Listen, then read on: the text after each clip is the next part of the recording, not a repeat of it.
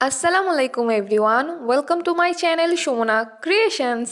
তো আজকে আমি কিভাবে গোল্ডেন কালার বাসায় তৈরি করি সেটাই দেখাবো।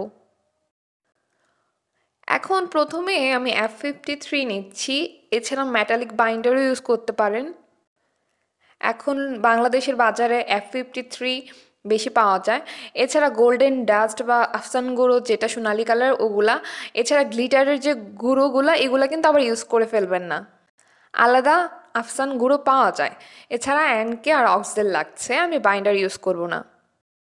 এছাড়া লাল আর হলুদ রঙটা ব্যবহার করব। তো ভিডিও শুরু করা যাক। আমি কৌটার মধ্যেই রঙটা তৈরি করতাম, যেহেতু আপনাদের দেখাবো এর জন্য বাটির মধ্যে করছি। তো আমি এখানে 2 চামচ আপনাদের F53 নিচ্ছি। এখানে পরিমাপ বলতে কি আমি অল্প তৈরি করে দেখাবো আপনাদের। 2 চামচ হলে কিন্তু অনেকটা F53 দিয়ে অনেকটা রং তৈরি করা যায়।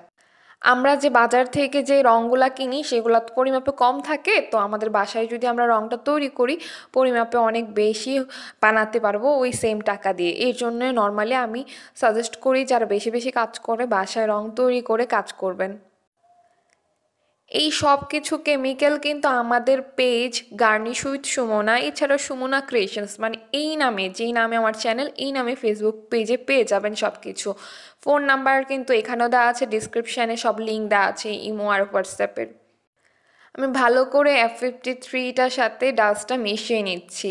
পরিমাপ বলতে হচ্ছে আপনার সম পরিমাণ দিতে পারেন F53, এছাড়া F53-র অর্ধেকও দিতে পারেন, কোনো সমস্যা নেই।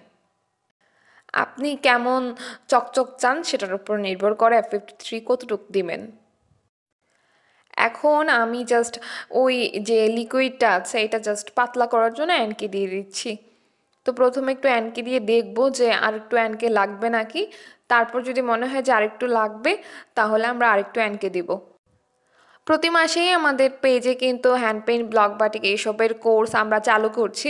তো আপনারা যারা রেজিস্ট্রেশন করতে চান, মানে অল্প টাকায় কোর্সগুলো করতে চান, তারা আমার পেজে যোগাযোগ করবেন। রেজিস্ট্রেশন ফি বাবদ কিছু টাকা নেওয়া হবে, ধরেন 300-র মধ্যেই থাকবে আশা করি।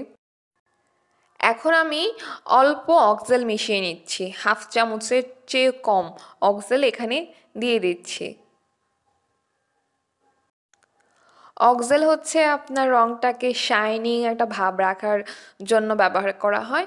এখন আমি একটু হলুদ কালারটা দিয়ে দিচ্ছি, গোল্ডেন কালারের রঙটা যেন আরেকটু উজ্জ্বল হয়, এবং দেখা যায় গোল্ডেন কালারের চিকচিকটা কমে গেলে যেন হলুদ রঙটা থেকে যায়, একদম যেন রঙটা হলুদ রঙের জন্য ওইরকম বোঝা না যায় যে চিকচিকটা গ্লেজটা কমে গেছে।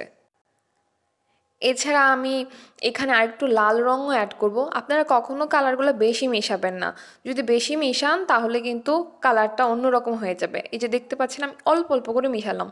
এখন এক ধরনের গোল্ডেন কালার তৈরি হলো, যখন আমি লাল রঙটা দিব না তখন গোল্ডেন কালারটা আরেকটা শেড হয়ে যাবে, আপনি দেখতেই পারবেন। তো একটু আগে এক ধরনের গোল্ডেন কালার ছিল, এখন কিন্তু এই যে এই কালারটা চলে এসেছে। এগুলো কিন্তু আমাদের বাজারের যে অ্যাক্রোলিক পিডিলাইটের কোম্পানির কালার হচ্ছে আমার কৌটার কালারটা, আর এই কালারটা এখন আমি বানাচ্ছি। তো দেখতেই পাচ্ছেন সেম কিন্তু হয়ে গেছে। তো এভাবে কিন্তু আপনারা বাসায় কালার তৈরি করতে পারেন। কিন্তু এখানে 2টা শেডই বানিয়েছি, প্রথমে একটা গোল্ডেন আর একটু গোল্ডেন ডার্কের মধ্যে বানিয়েছি। তো আমার চ্যানেলে নতুন হলে সাবস্ক্রাইব করে দেবেন, বেল আইকনে ক্লিক করে দেবেন লেটেস্ট সব আপডেট সবার আগে পাওয়ার জন্য। আল্লাহ হাফেজ।